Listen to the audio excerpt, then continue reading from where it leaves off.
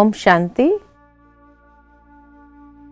राजयोग meditation की श्रृंखला में आज हम देखेंगे कि किस तरह ये योग वर्तमान समय में बहुत आवश्यक है। जैसे हमने पिछले सत्रों के अंदर देखा कि योग सिर्फ प्राणायाम या बाह्य क्रियाओं के साथ या आसन के साथ संबंधित नहीं है, परंतु योग अर्थात संस्कृत के युज धातु से बना है, जिसका मतलब है जोड़, संबंध या मिलन।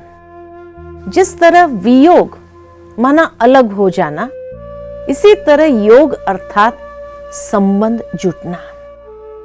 आज मनुष्य का संबंध अनेकों के साथ अनेक स्तरों पर है। जैसे जब हम देखते हैं कि एक व्यक्ति का संबंध भौतिक चीज वस्तुओं के साथ है, तो उसको कहेंगे भौतिक योग है। दूसरा, जब देखते हैं कि मनुष्य का संबंध मनुष्य से है और किसी व्यक्ति से समय पर मदद मिल जाती है, तो यही कहते हैं इस व्यक्ति का सहयोग था। भौतिक चीज वस्तुओं के साथ उसका कनेक्शन है, तो लोग यही कहते हैं इसके जीवन में एक भौतिक योग है। योग निरंतर चलता है। इसी तरह व्यक्ति का संबंध जब समय के साथ होता है और कोई कार्य अचानक समय पर हो जाए, तो यही कहते समय का संयोग था जो ये कार्य हो गया। योग निरंतर है।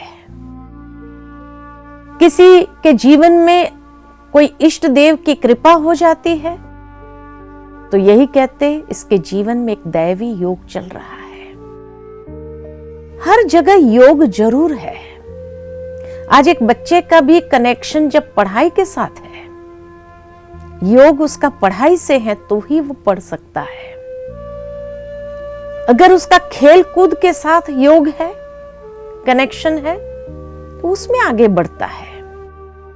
इसी तरह राजयोग एक सर्वश्रेष्ठ संबंध आत्मा का पिता परमात्मा के साथ। और ये योग संभव तब है जब आत्मा का भी संपूर्ण ज्ञान हो और पिता परमात्मा का भी संपूर्ण ज्ञान हो। आत्मा के विषय में हम भारतवासी इतना तो जरूर जानते हैं, मानते हैं कि हाँ, शरीर को चलाने वाली एक चैतन्य शक्ति है, जिसको आत्मा कहा, अजर अमर अविनाशी है। और क्या जानना है? और सबसे बड़ी बात तो यह है कि जान करके फायदा ही क्या, क्योंकि आज मनुष्य अपना समय वहां इन्वेस्ट करना चाहते हैं जहां से कुछ प्राप्ति होती हो। तो इसीलिए इस राजयोग के लिए भी अपना समय लगा रहे हैं, तो उसमें प्राप्ति क्या हो रही है? प्रैक्टिकली अगर देखा जाए तो जिस तरह महाभारत की बात याद आती है कि अर्जुन जैसा एक वीर योद्धा था, जिसने अनेकों युद्ध अकेले हाथ जीते, परंतु जब महाभारत का समय आया तो वो इतना उदास, निराश, हताश हो गया कि उसने अपने शस्त्र छोड़ दिए और भगवान से विनती करने लगा कि मुझे ये युद्ध नहीं करना है। उस समय क्या कहेंगे, उसका आत्मविश्वास समाप्त हो गया, या भगवान उसके साथ थे, विजय उसकी निश्चित थी, उसके बाद भी ऐसी मनोदशा? तो क्या ईश्वर पर उसको भरोसा नहीं था? न आत्मविश्वास कम था, न ईश्वर पर भरोसा कम था।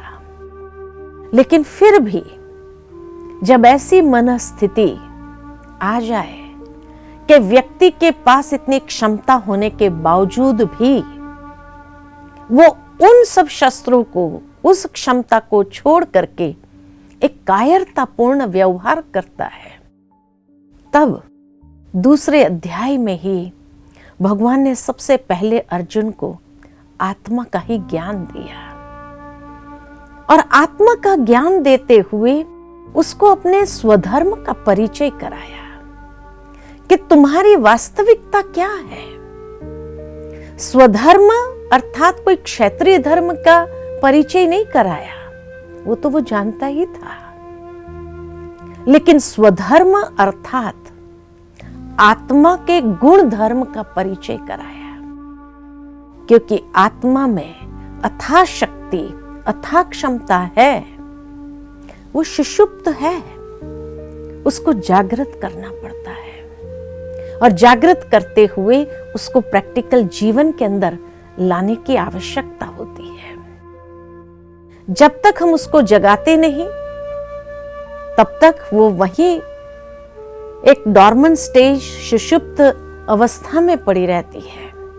इसीलिए राजयोग माना जब ये सर्वश्रेष्ठ संबंध ईश्वर के साथ जोड़ते हैं तो परमात्मा की शक्ति के माध्यम से वो सुषुप्त शक्तियों को हम जागृत कर सकते हैं, जिसके जागृत होने से ही हमारे जीवन के अंदर एक नई ऊर्जा का संचार होने लगता है और वो ऊर्जा सकारात्मक ऊर्जा होती है।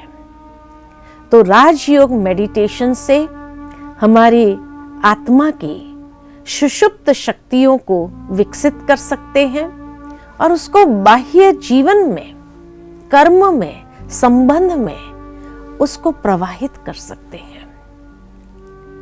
और जब ये प्रवाहित होती है तो धीरे धीरे अंदर में वो ऊर्जा बढ़ने भी लगती है। इसीलिए जैसे एक बैटरी एकदम डिस्चार्ज हो जाए तो उसको स्रोत के साथ जोड़ना ही पड़ता है, जनरेटर के साथ जोड़ना ही पड़ता है। और जनरेटर से जो करंट आती है वो दिखाई तो नहीं देती है, लेकिन वो डिस्चार्ज बैटरी को चार्ज कर देती है। उसके बाद वो चार्ज बैटरी जैसे गाड़ी में लगाओ और जितनी गाड़ी चलती रहेगी बैटरी चार्ज होती रहेगी। ठीक इसी तरह आत्मा की बैटरी भी आज डिस्चार्ज है, उसको जब परमेश्वर के साथ जोड़ते हैं तो वहां से जो ऊर्जा प्राप्त होती है वो दिखाई नहीं देती है। कई लोग सोचते हैं कि मेडिटेशन में हमें कुछ दिखाई देगा, मेडिटेशन किया माना कुछ महसूस होने लगेगा। इतना जल्दी भी नहीं, क्योंकि वो ऊर्जा प्राप्त होती है, लेकिन जैसे जैसे वो ऊर्जा मिलने लगती है वैसे वैसे हम ये महसूस करते हैं कि अपने जीवन के अंदर कुछ परिवर्तन की प्रक्रिया आरंभ होती है और उस परिवर्तन की प्रक्रिया से नेचुरल है कि हम भीतर से उस ऊर्जा को पुनः जागृत करके बाह्य जीवन के अंदर, कर्म में, व्यवहार में उसको ले आते हैं। जब बाह्य जीवन में आती है तब महसूस होता है कि हाँ, ये अनुभव होने लगा। योग का दूसरा नाम इसीलिए प्रयोग है, अर्थात जब जीवन के अंदर इस ऊर्जा का प्रयोग करने लगते हैं। जैसे पहला अर्थ बताया, योग माना जोड़, ईश्वर से जब जोड़ा, वो ऊर्जा जब आई, उस ऊर्जा का जब हम प्रयोग करते हैं कर्म में, व्यवहार में, तब हमें रिजल्ट अनुभव होगा। मेडिटेशन में बैठने से तो कुछ अनुभव नहीं भी होता है, लेकिन प्राप्त हुआ है उसका प्रत्यक्ष प्रमाण यही है कि जब हम प्रैक्टिकल जीवन में उसका प्रयोग करने लगते हैं तो वहां अनुभव होता है।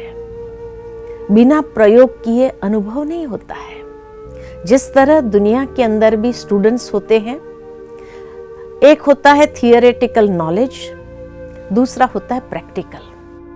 प्रैक्टिकल उनको लैब में ले जाकर के दिखाना पड़ता है, कराना पड़ता है, वो प्रयोग करते हैं, एक्सपेरिमेंट्स करते हैं और एक्सपेरिमेंट्स करने से वो विषय उनको स्पष्ट समझ में आता है। ठीक इसी तरह योग जब आरंभ करते हैं तो ज्ञान से अपने आप को धीरे धीरे वो थियोरेटिकल नॉलेज को हम अपने अंदर भरते हैं, फिर प्रैक्टिकल लाइफ में जब उसका प्रयोग करते हैं तब उसका रिजल्ट हम अनुभव कर सकते हैं। इसलिए कहा जाता है एक्सपीरियंस, अनुभव बिना एक्सपेरिमेंट के नहीं प्राप्त होता है, एक्सपेरिमेंट करना ही पड़ता है। एक्सपेरिमेंट गिव्स एक्सपीरियंसेस, और ये एक्सपीरियंसेस अंदर से खुशी से चार्ज कर देता है इंसान को। इसी का नाम है योग। इसीलिए कहा योग एक जीवन शैली है। योग एक जगह बैठकर खाली करने की बात नहीं है। सुनो, प्रैक्टिकल अप्लाई करो। जितना अप्लाई करते जाएंगे रिजल्ट्स अनुभव होंगे। थोड़ी देर के लिए चलते हैं योग करने के लिए, मेडिटेशन करते हैं। अपने मन के विचारों को एकाग्र करें अपने दिव्य स्वरूप पर।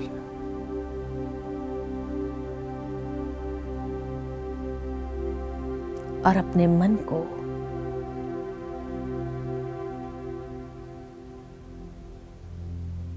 आत्मचिंतन करते हुए अंतर चक्षु से स्वयं को महसूस करें।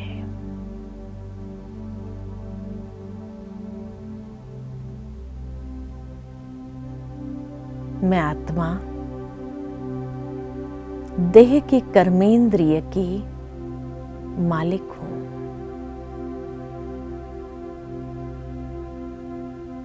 ये कर्मेंद्रियां मेरे अधीन है।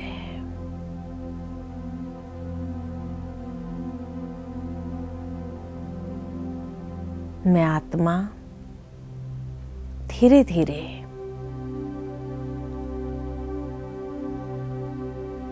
इस देह और देह के संबंधों से कुछ क्षण के लिए स्वयं को न्यारा करते हुए मन से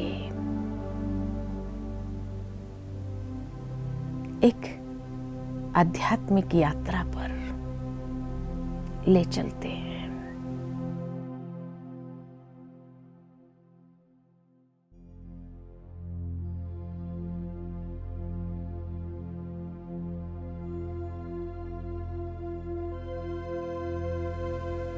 और मन को उस परमात्मा परम स्रोत की ओर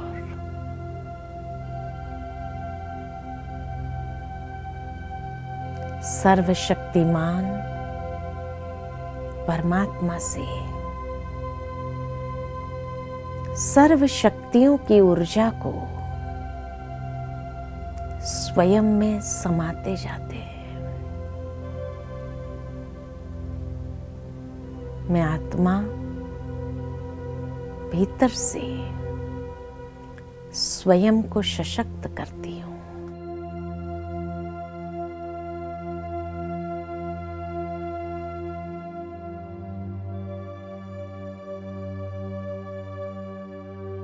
और ये सर्व शक्तियों की ऊर्जा को हर कर्म में, व्यवहार में, संबंध में प्रवाहित होने देना है।